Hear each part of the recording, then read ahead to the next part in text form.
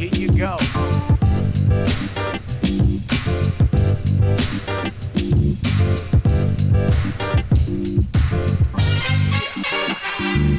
Relocation frenzy. That's the nothing personal phrase of the day. It is Friday, November 17th, 2023. Yesterday I said it was November 16th, 2024. No idea why that happened. Thank you for that correction. Relocation frenzy in Major League Baseball. Anytime a team moves, it's a frenzy. We've seen a bunch of football teams move. We've seen basketball teams move. We haven't seen a baseball team move since 2005 when my former team, the Expos, became the Washington Nationals. And then the discussion started over who's got the franchise records. Is it the Senators or is it the Expos? Yesterday, I understand the emotion, but I want to cut through it and I want to get right to what is going on. I'm not taking the victory lap over what I told you was going to happen because it happened exactly that way. So those who had listened to previous shows, I assume, were not as emotional as those who were new to Nothing Personal. So welcome to Nothing Personal, where we tell you what's going to happen, where we tell you the vote is going to be 30-0 for the A's to move to Vegas, where we tell you that every single media outlet, from the Sphere to the local news in Dubuque, will say in their crawl, Major League Baseball owners allow relocation of Oakland A's to Las Vegas. Relocation of A's done. Here come the Las Vegas A's. Then we told you after, there's going to be Rob Manfred meeting the media in his press conference that happens after owners' meetings. And he's going to have to do the two-step. The two-step is a dance. The dance is, how much can we give to the media without actually saying anything? Because today was not really a big deal. And we're going to parade out John Fisher. We're going to have Rob talk to the media. Then we're going to allow the president of the Oakland A's, our dear friend Dave Cavill, to give an interview, a Q&A to Evan Drellick. And together, we'll examine, and people will come away having learned nothing. I was in the business. The goal when you're meeting the media, the way we had to after contraction with the Expos in 2001, are the Expos going to be contracted? New to the Marlins in 2002, are the Marlins moving in 06, 07, 08, 09? Will they get a ballpark? Will they not? The ballpark's opening. When you are meeting the media, you are speaking to your fans through the media. You are giving little sound bites. You're giving little Easter eggs so that there can be hope in one place without dread in the other. So you have to say things like, it's a sad day for Oakland, but it's a happy day for Vegas. That's like the end of the World Series. The parade, that's a happy day for Texas, a sad day for Arizona. What does that actually mean? When you are hearing sound and statements where people are explaining to you, here's what we did, it didn't work, now here's what we're doing. Does that sound as though that's excuse making? It's not.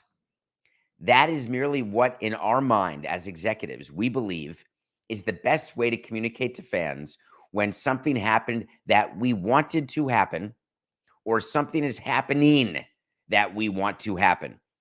Key verb tense usage there, alert. When something is happening that we want to happen.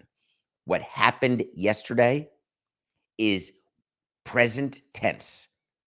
What baseball needed to accomplish yesterday, they accomplished. Remove the owners from the equation. The commissioner's office spends a lot of time and energy trying to figure out how to get owners out of the way. That doesn't mean that the commissioner's office doesn't report to owners. It doesn't mean that owners aren't actually in charge of the future of their game. But the owners who voted 30-0 to allow and approve the A's relocating to Vegas did it based on the following. One, a relocation committee that was started by Commissioner Manfred, consisting of the owner of the Royals, the Phillies, and the Brewers. The commissioner made it clear that that relocation committee worked very hard and that that relocation committee gave suggested analysis to the commissioner. And the commissioner adopted everything that committee said. The executive council, which is a larger group of owners, adopted everything the smaller group of owners said, and then told the bigger group of owners, this is what the smaller group says, this is what the smallest group says, so this is what we should do. That's how MLB.com got started, folks. Every vote that goes to ownership. That's how collective bargaining agreements get signed and agreed to by owners, 30 of them. Because it starts with a small group, then it goes to a slightly larger group, and then the big group says, what do you guys think of that? You're in? Great, we're in too. There was not one time in my career where a small group of owners made a suggestion to a large group of owners, and the large group of owners said, after further review, we'll go the other way. Every vote that is taken in Major League Baseball is known what the result will be before the first vote is cast. It's like controlling your board when you're running a company and understanding what needs to be done, leading the horse to the water and then sticking their snout in it and making them drink. Secondly, while I like the owners on the relocation committee, they are good owners, they are smart men. It's the commissioner's office that does the work, but doesn't want the credit, doesn't take the credit. They want the owners to get the credit. So what the commissioner will tell you is that the relocation committee worked their tuchuses off. Hours and hours of meetings and analysis as though they were the ones doing the work on the market in Las Vegas and examining the projections. It's always people in the commissioner's office. Always. They do the work. When the executive council gets the information from the relocation committee, what information exactly did they get yesterday? Any information on where the A's are playing after 2024 and their lease runs out at the Coliseum? No, we don't have that. Any information on what the broadcast deal will be? No, we don't have that. But we looked at the pro formas and we approved the pro formas. What the hell does that mean? How can you agree with pro formas that are based on fantasy, conjecture? And I don't say projection, those are called projections. You can project what you think your gate revenue is going to be. You can stress test it, have downside scenarios, base case scenarios, and upside scenarios. That's how I did projections every year. Downside, 800,000 people. Base case, 1 million people. Upside, 1.2 million people. Of course, that line, which is what we talk to the public about, is horse hockey. The only line that we talk about that should matter to you is the revenue. What's the downside revenue for the Oakland A's in Vegas? What's the base case and what's the upside? We don't have a broadcast deal. We don't know. What's the cost to the industry of no new stadium in Oakland? We don't know. When the commissioner tells you that they could play in one of three places, did he mention the fact that the TV deal that they have in Oakland only applies if the team is playing in the Bay Area? They can't play at the AAA in Vegas and keep their Oakland TV deal. It's absolutely ridiculous.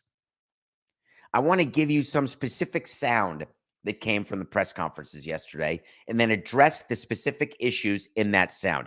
I want to start with the commissioner telling you what a terrible day it was in Oakland yesterday. I know this is a terrible day for fans in Oakland. I understand that, and that's why we've always had a policy of doing everything humanly possible to avoid a relocation, and I truly believe we did that in this case. I think it's beyond debate that the status quo in Oakland was untenable. Those of you who have been in the building understand what I'm talking about. And I absolutely am convinced that there was not a viable path forward in Oakland. So important to listen to the last sentence versus the middle sentences. There is no debate that the Oakland Coliseum, as it is right now, is not a major league facility. But that was never a debate. It's not like the politicians in Oakland, nor the fans in Oakland, nor the owners in Oakland, nor the players in Oakland, nor the players' union ever thought, hey, we like this place. Maybe we can do better. No. Oakland Coliseum done. But the end of that clip is that there was no viable path to a deal. There is a big disagreement between the politicians in Oakland and the commissioner's office and John Fisher as to whether or not there was an actual deal to be done in Oakland. The reason why there's a difference of opinion is that when one party doesn't want to do a deal, you can always put up hurdles to stop a deal from happening. When you get A, you can ask for B. When you get B, you can say, that's all I want. You get B and say, well, wait a minute, I also want C. You can keep asking for things, and then it becomes a self-fulfilling prophecy where at some point, the person you're negotiating with says, you keep moving the bar. There is no way to get to a deal with you. That can be on the owner. That can be on the public entity. That can be on either side of a negotiation. The theme of his opening sound there is how seriously Rob takes relocation. Of course he does. He doesn't want to relocate out of Oakland. It is a really important market for baseball. This is not a good day for him, for baseball at all. How about the sound about the deal in Oakland? Because I want you to hear more specifics about whether or not there was ever a done deal. Keep in mind, after this sound, when I say the words to you, never and done are the key words. An effort over more than a decade to find a stadium solution in Oakland. It was John Fisher's preference. It was my preference. As a matter of fact, the first trip I made after I was elected commissioner was to Oakland to talk to John about trying to get something done there. It didn't happen. A lot of back and forth, but the fact of the matter is that there was never a deal in Oakland. There was never a deal in Oakland. Those words can never be countered by the politicians because that is what lawsuits are made of. When you think you've got a deal with someone and the other side does not believe you have a deal and you go to court, there is a discussion. Is there a contract? Is there a signed contract? Was there a meeting of the minds? If the commissioner views that there was never a deal in Oakland, it actually doesn't legally matter or practically matter whether the mayor of Oakland or the fans of Oakland or the city council in Oakland or anyone else thinks, hey, we were only 8 million apart. We were 100 million apart. We were done. It was great. We were ready to build. We were spending money on infrastructure. That's all sound signifying nothing. Never a deal in Oakland literally means only there was never a deal in Oakland. He's not talking to whether Oakland would do a deal, whether John Fisher would, whether the mayor would. He was merely giving you a point of fact. What else came out in this press conference that would have infuriated me as a team president when I was told with the Expos, you can't move the Expos. There's going to be a relocation fee that you will not be able to afford. John Fisher is moving the A's to Vegas in theory, and there's no relocation fee. But is there? Let's hear what the commissioner said about the relocation fee. That a relocation fee in this particular situation was inappropriate. There was significant expenditures by John Fisher and his family to get the stadium built. It's a $1.5 billion project. That was really important. We also felt that in terms of the public support that was available, the waiving of a relocation fee made that support stronger. And, we wanted to go into the market in a way that the people in the market felt like, we were making an investment in them and looking to grow the game. That's the best I can do for you in that one. Yeah, we could have done a little better. So it's an investment in the market by waiving the relocation fee. Actually, if you view the market as strong and one that you really want to be a part of, then owners would be running all over themselves, jumping all over themselves to move into that market. And therefore, you'd give it to the highest bidder. Or better yet, you'd make it an expansion market. Would it be a market worthy of an expansion fee? Because think about what the commissioner wants you to believe, that the market is so good and the relationship with the public is so important that we're going to waive the relocation fee. But if there were no relocation and a deal got done in Oakland and Vegas became an expansion city, do you think that they would waive the expansion fee to get a new team in Vegas? Of course not. So really, what simply should have been said is, we waived the upfront relocation fee. However, if John Fisher sells the team after moving to Vegas, getting a new stadium, and increasing its value, we are charging a flip tax to John Fisher. We don't want him taking advantage of the Las Vegas market or of the possibility of the Las Vegas market and coming in and not being the owner who we hope and know him to be. And if he just flips the team, we're going to get that money.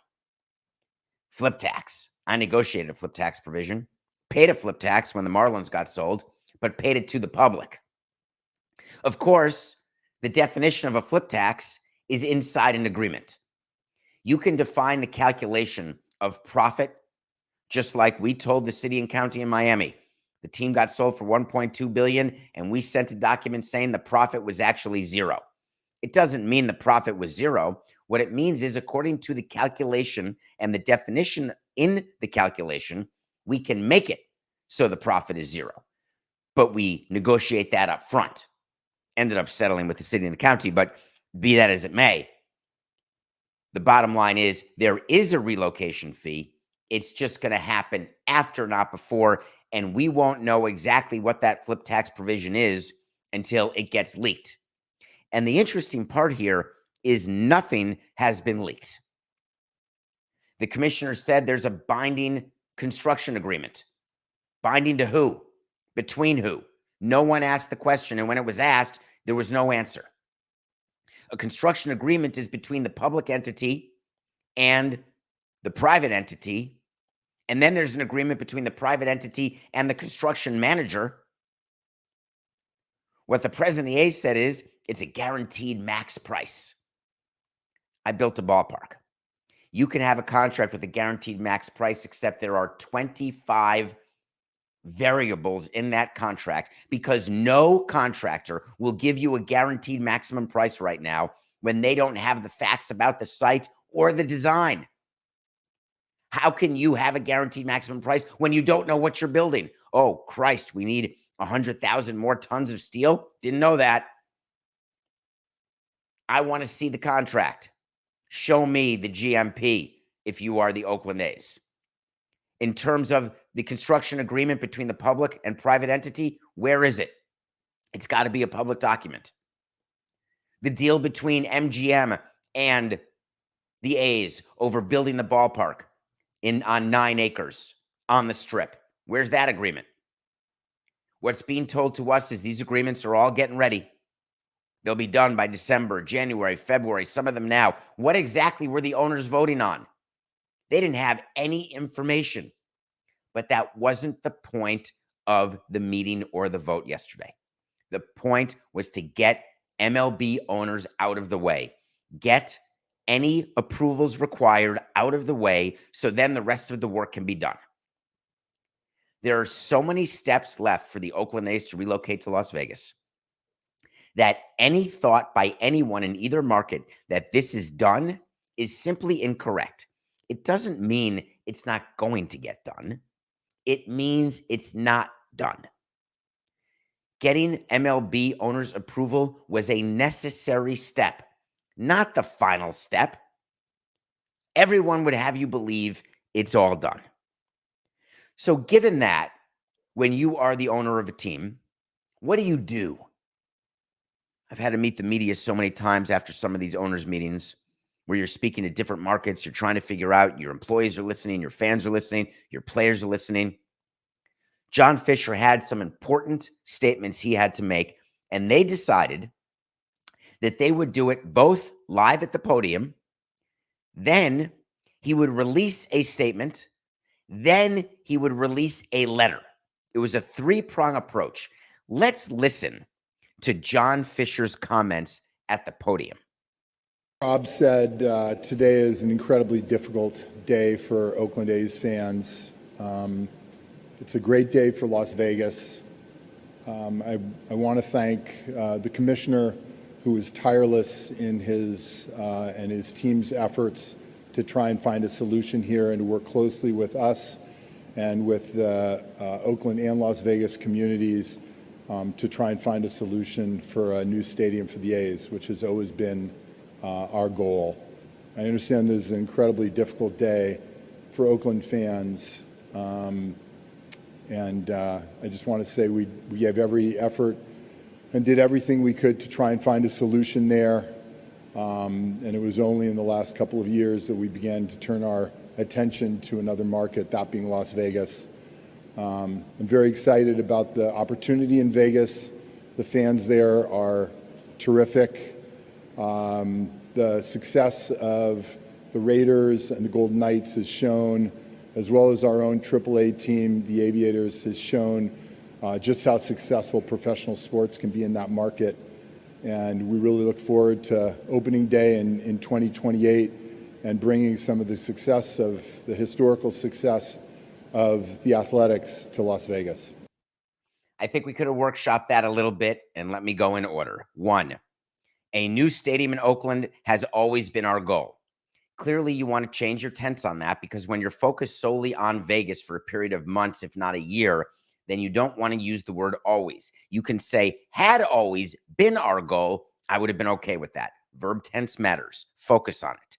2, the last few years is when we started with other markets. The problem with saying statements like that is people go back in time and they see that actually the A's tried to move to San Jose.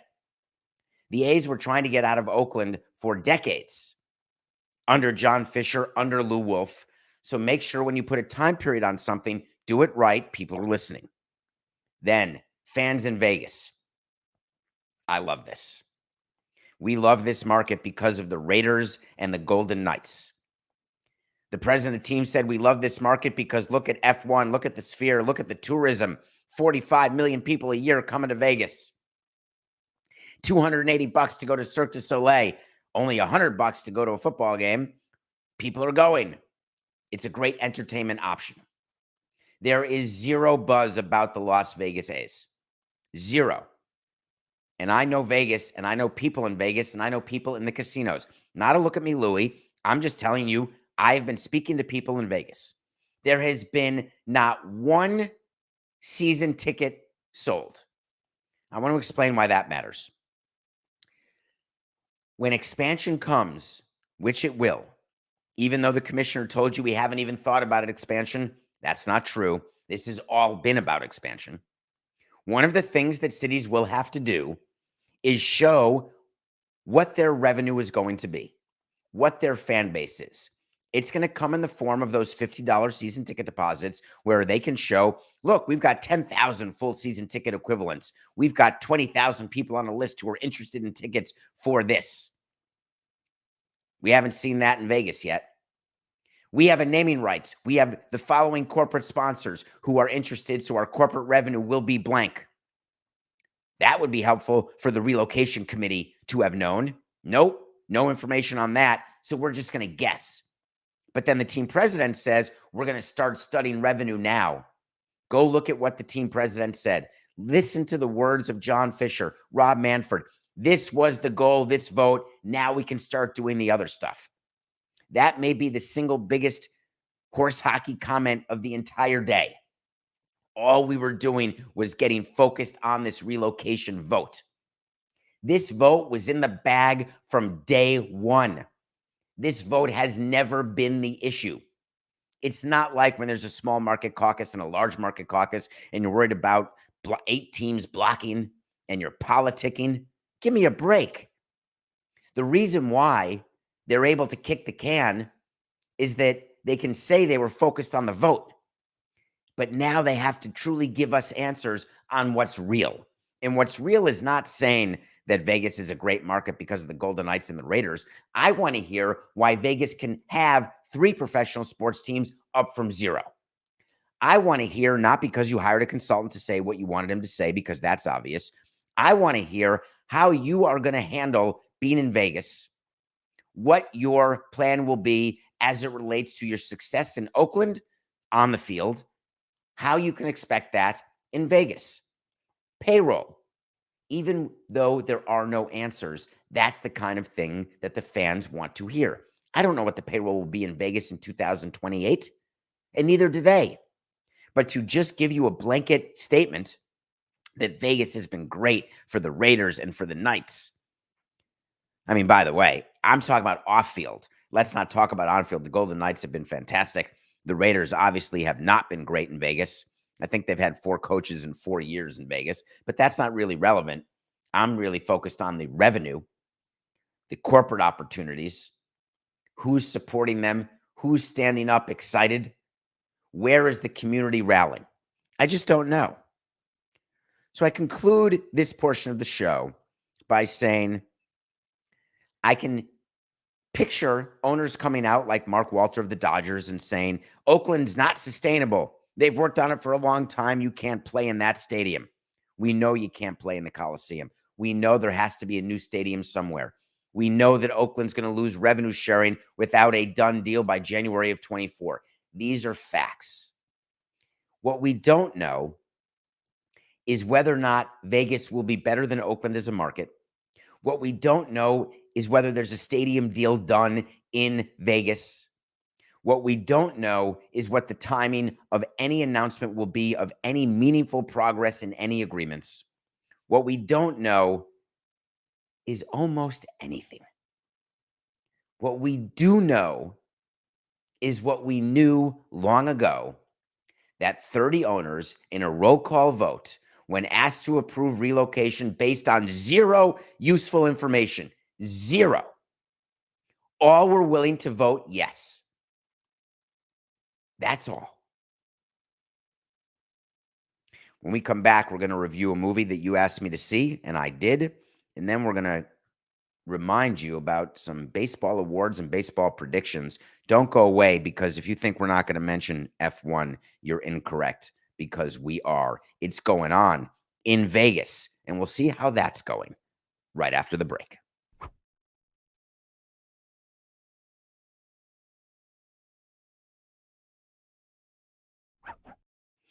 Welcome back to Nothing Personal.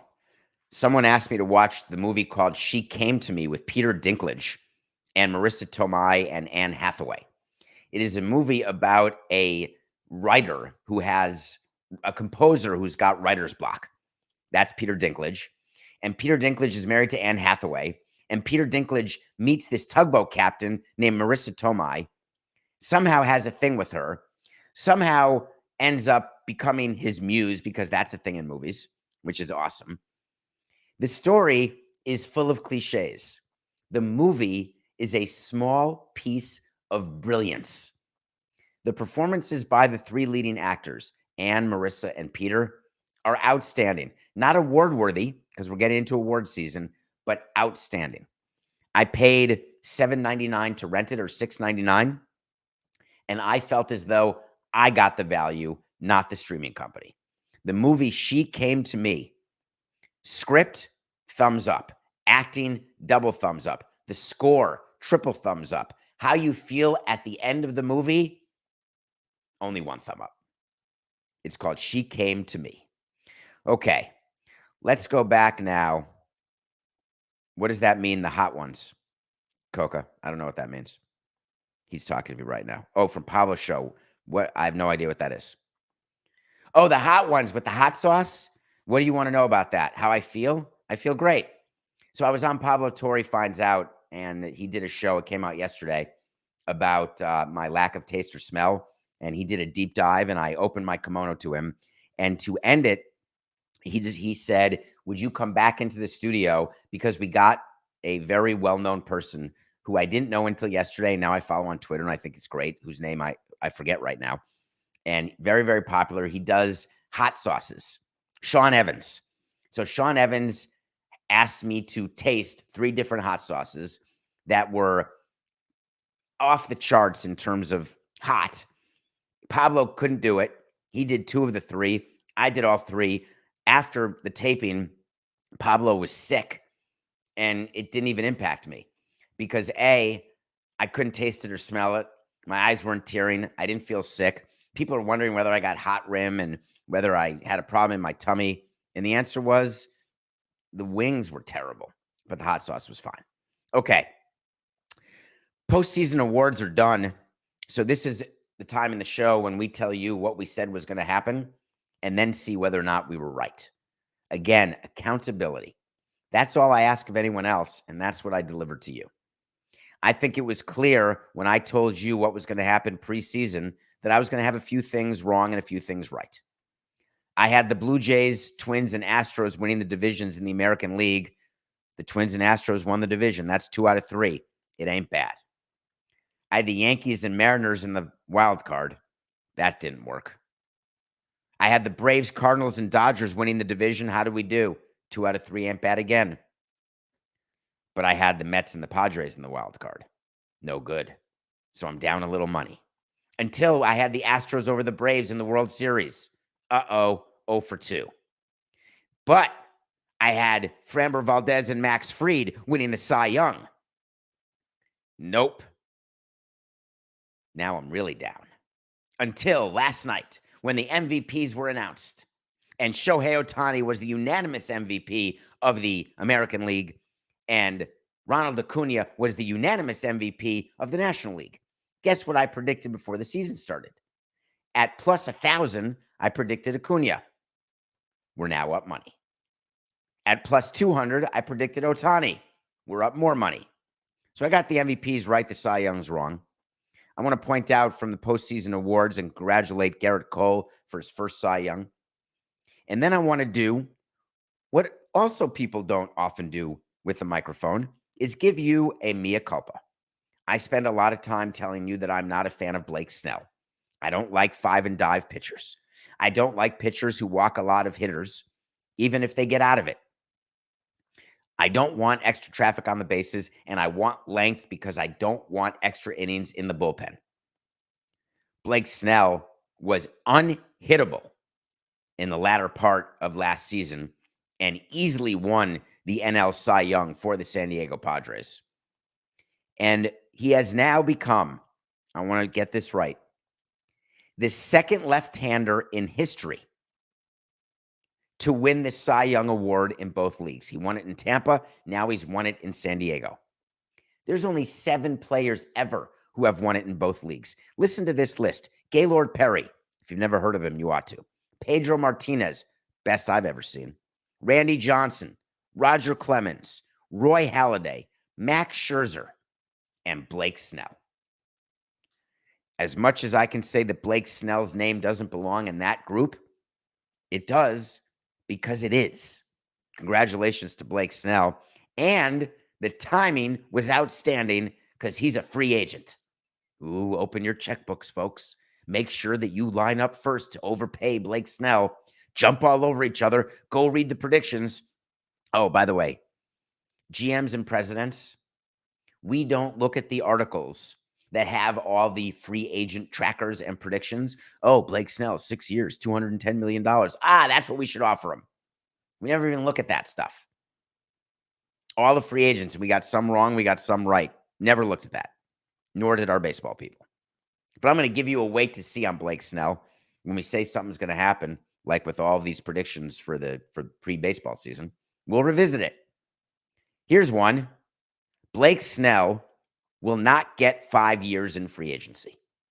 Every single article says at least 5 years for Blake Snell. Every single baseball person ought to be looking at Blake Snell and saying, ooh, let's not pay the guy at his max, at his best. He will never be better than he was last season. We are paying for declining performance. But David, he won the Cy Young in 08, and he won it again in, not in 08, whenever he won it in 18, and now he won it again in 23. We're going to get that again? Nope. He will get under 5 years. Okay. We won a parlay yesterday in our Nothing Personal Pick of the Day. 1 second, please. Nothing Personal Pick of the Day brought to you by, we are 169 and 168. We had the Heat and Thunder in a money line parlay that was plus 158. We got that right. And then we had the injured Joe Burrow covering the spread against the Ravens, and they got their ass kicked. My preseason Super Bowl pick was the Bengals, and I'm feeling rather miserable about it. So we are 169 and 168. Let me give you 3 picks. Tonight, we've got the Knicks 2.5 over the Wizards. We're taking the Knicks. I've got one message for Jordan Poole. Overrated. Knicks 2.5 over the Wizards. Hard being the number 1 guy, isn't it? Saturday, Louisville is +1 versus the Hurricanes in Miami. Louisville is getting a point? I guess because it's at Hard Rock? We're taking Louisville. Sorry, Hurricanes fans. Or you're welcome. And then Sunday. If you think a new offensive coordinator isn't what was needed in Buffalo, then you've never replaced a coach midseason. It's brilliant. Josh Allen comes in and says, thank God I don't have to throw interceptions anymore. This is awesome. I take personal responsibility for the fact that we had to fire the OC, but now we've got the quarterback's coach. Yeah. The good news is the Bills are playing the Jets.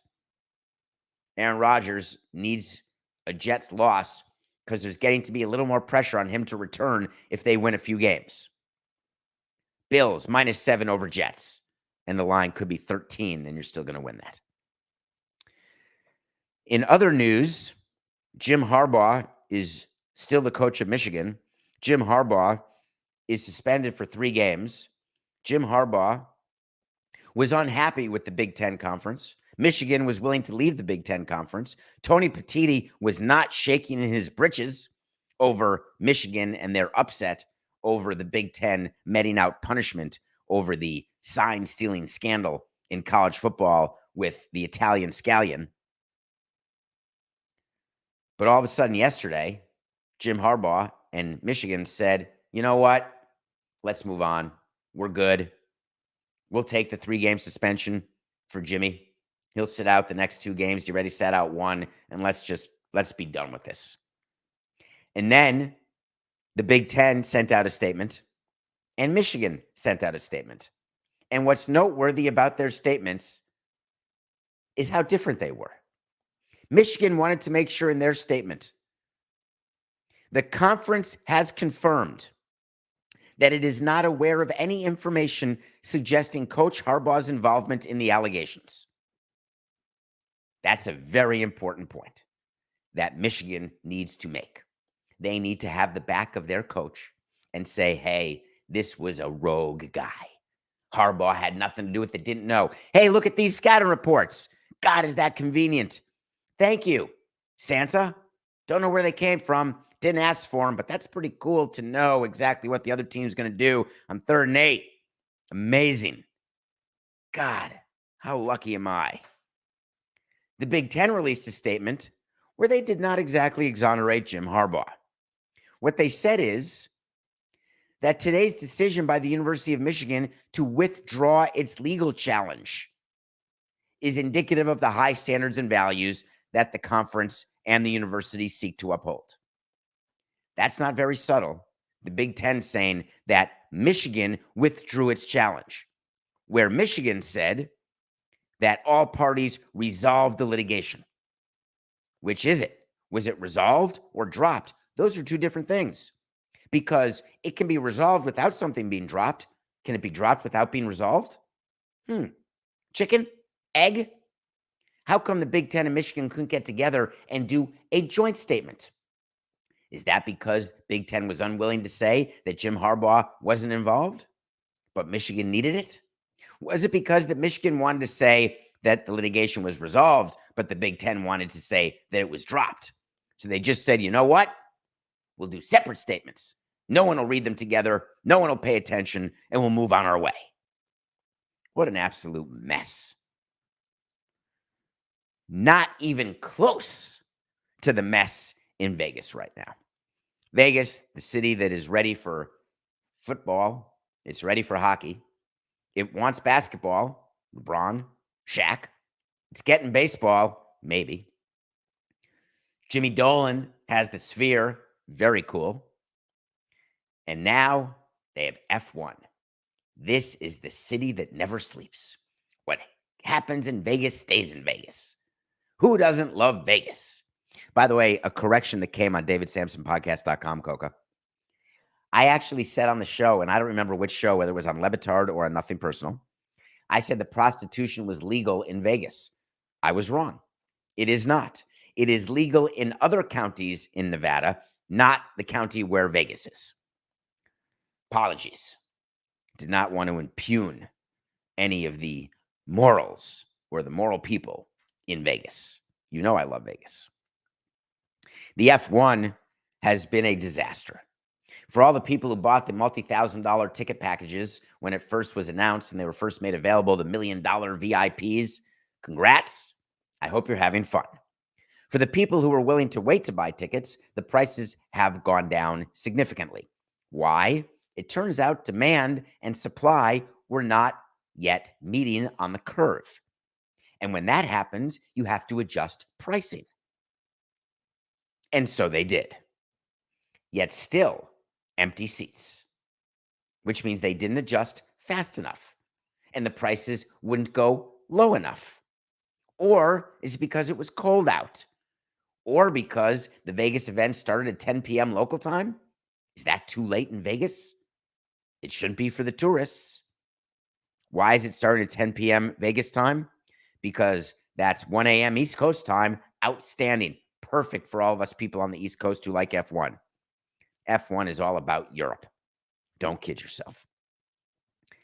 2, if you wanted to watch the practice, good luck.